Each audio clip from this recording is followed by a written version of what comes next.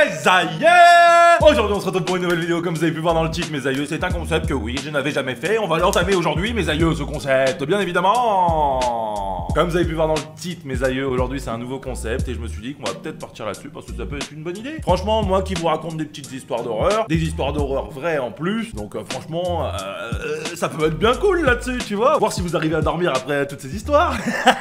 Aujourd'hui mes aïeux, on va se retrouver sur des petites histoires d'horreur, mais des histoires d'horreur réelles, parce que justement aujourd'hui on va parler d'amis imaginaires mes aïeux. Donc on va parler d'amis imaginaires d'enfants, parce que bien évidemment si un adulte a un ami imaginaire ce n'est pas normal, sur un enfant c'est un peu plus normal. On va partir sur les enfants, ça sera quand même un peu moins creepy hein. Bien évidemment il ne faut jamais dire aux enfants qu'il ne faut pas s'imaginer un ami imaginaire, ça aide à travailler leur créativité, leur imagination. C'est des enfants, c'est normal qu'ils fassent ça, mais il faut faire attention à ça parce que un enfant qui crée un ami imaginaire ça peut être un manque affectif dans la vraie vie, donc peut-être un manque social ou justement un trop gros problème de timidité. Donc n'hésitez pas à faire attention à ça, mais il ne faut jamais se moquer ou avoir peur de l'imagination des enfants et justement de leurs rêves bien évidemment. Aujourd'hui mes aïeux on se retrouve avec quelques histoires d'horreur en fait racontées par des enfants à des témoins style la famille, les parents, les frères, les sœurs, les oncles, les tantes. Et là au final on va voir le témoignage justement de ces personnages. On va voir directement si ça va vous faire peur. Moi je sais pas mes aïeux, vous savez, voilà Nardim, je suis une grosse flippette. Inch'Allah vous allez réussir à vous endormir après, mais pour l'instant moi je tremble un peu hein. Donc vous savez très bien comment ça va se passer hein. Donc on est directement parti. Voir si les petites histoires nous font peur ou si elles nous font pas peur, mais après j'espère pouvoir dormir parce que sinon je dormirai plus jamais. C'est parti, let's go. Boum, boum, boum.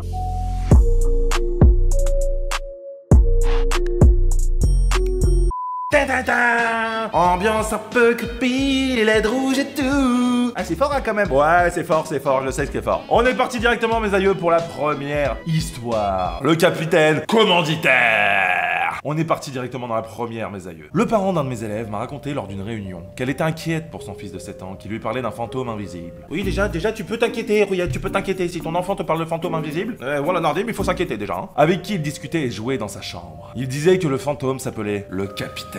Oh le capitaine, t'inquiète pas, il a l'air cool. Qu'il était un vieil homme blanc avec une barbe. Ah mais en fait c'est le Père Noël. Ou c'est un petit vieux de la maison de retraite qui s'est échappé. C'est l'un ou l'autre hein, franchement les rayons, c'est l'un ou l'autre hein. Le garçon a dit à sa mère que le capitaine lui confiait que quand le garçon grandirait, son travail serait de tuer des gens et que le capitaine lui dirait qui devrait être tué. Ah voilà Nardim, mon enfant il me raconte ça. Et je panique un peu quand même hein. Le garçon pleurait et disait qu'il ne voulait tuer personne, mais le capitaine lui répondait qu'il n'aurait pas le choix et qu'il s'habituerait rapidement à tuer. Ah voilà Nardim. Eh mon enfant il me raconte ça, voilà Nardim je sais pas quoi faire hein. Je vais faire mon chéri, on va aller voir ton placard, on va aller voir s'il y a des méchants. Franchement je brûle sa chambre, je te promets. Toute l'imagination je la brûle là. Je dis il faut pas crier sur les enfants quand ils disent des trucs comme ça, mais voilà Nardim ça fait un peu paniquer hein. Voilà Nardim ça me fait paniquer moi. Bien évidemment mes aïeux on se retrouve sur le site des motivateurs, c'est eux qui ont fait justement cet article, donc on les remercie bien évidemment. Histoire numéro 2 mes aïeux, on est directement parti là-dedans. Kelly la fille du placard. Quand ma fille avait 3 ans, elle avait une amie imaginaire appelée Kelly qui vivait dans son placard. Kelly s'asseyait sur une petite chaise quand elle dormait, elle jouait avec elle, etc. Ouais normal tu vois, même ils le disent juste après, le truc typique d'amis imaginaires. Tu vois c'est normal, c'est leur poteau imaginaire et ils s'amusent avec, tu vois c'est normal. Dans tous les cas, 2 années plus tard, ma femme et moi regardions le nouveau Amityville. Ouais mais déjà t'es pas dans un bon mood hein, tu regardes un film d'horreur qui te fait ultra peur. Pourquoi le mood s'est créé tout d'un coup? Genre bah voilà Nardim j'ai des frissons tout partout les rails. Notre fille marchait juste au moment où la fille morte a les yeux noirs dans le film. Loin d'être perturbée elle a dit ça ressemble à Kelly. Kelly qui? Avons-nous répondu. Vous avez la fille morte qui vit dans mon placard? Ah non ma chérie, t'es en train de dire à papa et maman que t'as une fille morte dans ton placard. Voilà Nardim on fait quoi? Parce que là elle me fait peur hein, quand même la petite. Voilà Nardim elle me fait peur mon chéri hein. Oh là là, ça reste quand même glauque hein. Imagine ton enfant te dit ça. Mais ma chérie, mais voilà Nardim, t'es possédé? T'as quoi en toi? Mais dis-moi tout, je comprends pas là. Voilà Nardim tu me fais paniquer Rouillette. Eh ben j'espère que ça n'arrivera jamais à ma fille si un jour j'ai une fille hein. Histoire numéro 3. Où est passé Roger? Eh ben on va voir où il est passé Roger hein. Je sens que ça va pas sentir très bon du cul, mais bon hein, Inch'Allah ça se passe hein. Mon petit frère avait un ami imaginaire, Roger, qui vivait sous notre table à manger. C'est-à-dire qu'il se prenait des clics et tout à chaque fois qu'on mangeait. Le pauvre Roger quand même, tu m'étonnes que ça va sûrement devenir un truc horrible. Roger avait une femme et 9 enfants. Ouais Roger, ah t'inquiète pas il y va hein. Il y va sec hein. Il tire pas à blanc hein, Roger hein. Roger et sa famille vivaient en paix auprès de nous pendant 3 ans. Un jour mon petit frère nous annonça que Roger ne serait plus là désormais, confiant qu'il l'avait tué. Roger et sa famille Ouais? Mais pourquoi t'as tué tes amis et la famille de Roger? Ils t'ont rien fait, gros! Oh la Nardim, ils t'ont rien fait! Je ne sais pas s'il s'en rappelle, mais son incroyable manque de remords m'avait vraiment troublé. Mais tu m'étonnes! Il a tué toute une famille et son meilleur pote! 9 enfants, il a tué, tu te rends compte? 9 enfants! Mais pourquoi t'as fait ça, ouais? Putain, j'en ai des frissons, ça la mère, ouais. C'est horrible! Je me dis, mais imagine, ça m'arrive, mais what the fuck, quoi! Quatrième histoire! Je ne peux pas le tuer. Ah là, c'est une histoire courte. Quand mon frère était petit, il agissait comme si des esprits lui parlaient à tout instant. Ah mais c'est Biatch! On a retrouvé Bibi! Un jour, ma mère l'a entendu dire « Je ne peux pas le tuer, c'est mon seul papa !» Ah ouais, la Nardim, heureusement qu'il est gentil l'enfant, hein, parce que là... Ah, j'en ai des frissons tout partout, là. Ah, ça me passe partout. Oh là là. Ah, mais c'est des malades, hein, franchement. Mais internez-les, ces enfants. Je retire tout ce que j'ai dit. Internez-les, ouais. Oh, la Nardim. Ah, il faut flipper sa mère, quand même, hein. Histoire numéro 5. Ici, porteuse de mauvaises nouvelles. Oula, déjà, le titre... Je sais pas si c'est un titre à Geeker, mais en tout cas, voilà, Nardim, ça marche bien. Hein. Au lycée, l'un de mes meilleurs amis avait une petite sœur qui avait entre 5 et 6 ans. Un jour, on est venu chez lui. Et alors qu'on attendait qu'il descende au rez-de-chaussée, sa sœur est venue me voir et m'a dit... Un petit suspense quand même, parce que là, ça va être croustillant, je sens.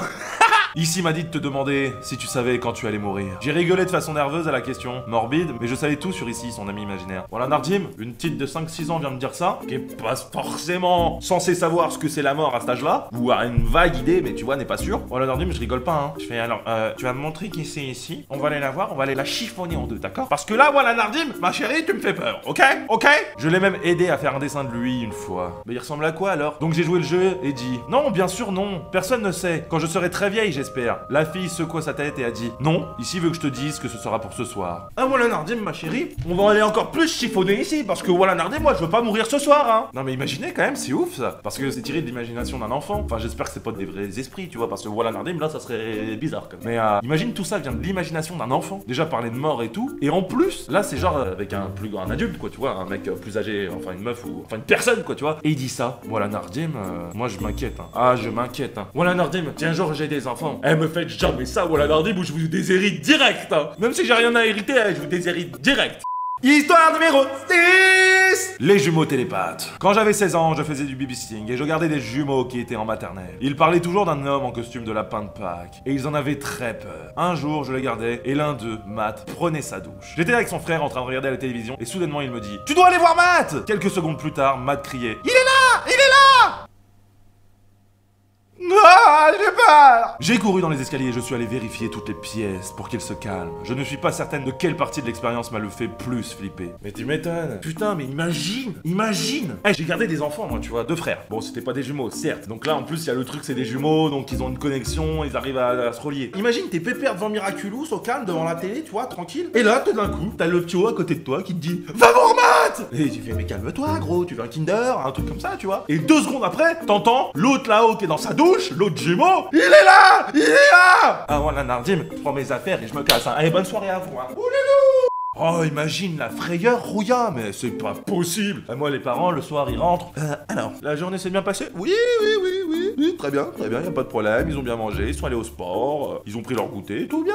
Par contre, un petit truc qui s'est passé, vous saviez que vos jumeaux, déjà, ils ont une connexion mentale et ils arrivent à parler à distance, sans parler. Et qu'en plus, il y a un monsieur en costard et qui leur fait peur. Parce que tout à l'heure, j'ai vécu une expérience. Voilà Nardim, on peut en faire un film, hein. Ça m'a fait flipper sa mère. Voilà Nardim, hein. Ah, mais après, je démissionne direct. Hein. Ah, les mômes, je suis désolé, mais démerdez-vous. Attends, je suis pas pasteur pour niquer les esprits ou quoi. Ah, voilà Nardim, hein. 7ème histoire. L'Amérindien. Ouh là là là là là là là là là là. J'ai un petit frère qui avait un ami imaginaire quand il était plus jeune. C'était aussi un somnambule. Quand il avait 3 ou 4 ans, il a commencé à parler à quelqu'un qu'il appelait Frayu. Il le décrivait comme un homme à la peau mate avec très peu de vêtements sur lui. Oh, un exhibitionniste quoi. Au calme, t'as vu? Le mec, The Balaire. Hé, les enfants! Pardon. Qui aimait beaucoup chasser dans la nature. Puis un jour, il nous a dit que Frayu avait pour habitude de vivre à proximité de la maison il y a très longtemps. Et qu'ensuite, les blancs sont venus et l'ont brûlé vivant, lui et son village. On a Nardim, Frayu, il a l'air un peu vénère quand même, hein. Pas vraiment ce à quoi vous vous attendez de la part d'un garçon de 4 ans. Ah bah clairement. Mais comment tu sais tout ça, toi? T'as 4 ans. Normalement, la mort, tu sais pas ce que c'est. Le fait que quelqu'un meurt brûlé, tu sais pas trop ce que c'est. Après que les Indiens, tu vois, soient fait attaquer par les blancs et tout, à l'époque, t'aurais pu voir ça dans un western ou quoi, tu vois. Normal. Mais qui te disent que ils l'ont brûlé vivant et tout son village et sa famille, ça c'est plus inquiétant, hein, Rouya, c'est plus inquiétant, voilà Nardim, hein. 8ème histoire. L'homme au signe de croix. Ma fille me parlait d'un homme qui venait toutes les nuits dans sa chambre et faisait un signe de croix sur son front. Alors ça, si c'est pas une histoire de prêtre un peu pédophile, non je rigole. Le mec qui s'en va un peu trop. Je rigole, on enlève tout ça, c'était une blague, Second degré. Attention, second degré. Je pensais qu'il s'agissait juste d'un rêve, puis ma belle-mère m'a envoyé quelques photos de famille. Ma fille a fixé la photo du père de mon mari, qui était mort depuis 16 ans, et m'a dit « C'est l'homme qui vient dans la chambre la nuit !» Mon mari m'a dit plus tard que son père avait l'habitude de venir lui faire le signe de croix sur son front quand il était plus jeune.